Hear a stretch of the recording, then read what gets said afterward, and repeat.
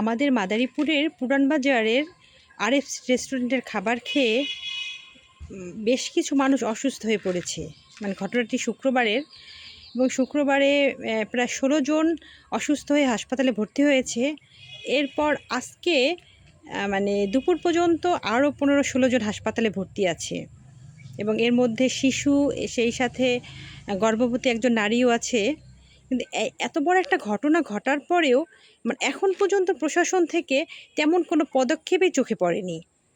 মানে ভাবতে আরও বেশি অবাক লাগে যে আমি এই বিকেল 3:30টার দিকে খোঁজ নিলাম, জানলাম যে রেস্টুরেন্টটি এখনও খোলা আছে এবং রেস্টুরেন্টে মানুষজন খাবার খাচ্ছে। মানে এটা কিভাবে সম্ভব? আমরা যে মানে এমন একটা দেশে বাস করি যেটা আসলে বলার ভাষা নেই।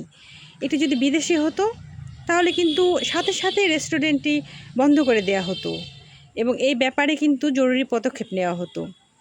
অথচ শুক্রবার ঘটনা ঘটলেও আজ রবিবার মানে 3:30টায় খোঁজ নিয়ে জানতে পারলাম যে রেস্টুরেন্টটি এখনও চালু আছে। এটা আসলে আমাদের দেশ বলেই সম্ভব, কারণ এত বড় একটা ঘটনা ঘটার পরে এটা কিন্তু চালু থাকার কথা না।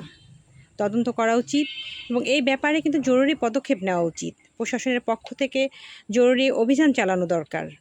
এগুলো যদি না হয় তাহলে তো অন্য রেস্টুরেন্টগুলোও মানে গা-ছাড়া হয়ে যাবে। তারাও কিন্তু এ ব্যাপারে তাদের কোনো মানে দায়বদ্ধতাই থাকবে না। তারা ভাববে যে আমরা অন্যায় করলে, আমরা মানে খারাপ খাবার খাওয়ালেও আমাদের তেমন কিছু হবে না।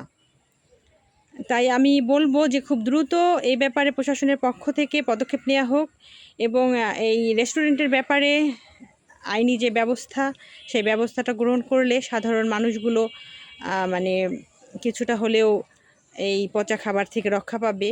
আর বিশেষ করে যারা এই অসুস্থ শিশু এবং গর্ভবতী নারীসহ যারা অসুস্থ হয়ে হাসপাতালে ভর্তি আছেন, আসলে এই সব মানুষদের জীবন নিয়ে তাদের জীবন তো হুমকির মুখে পড়েছে। তাদের এগুলো নিয়ে কিন্তু খেলা করার কারো অধিকার নেই।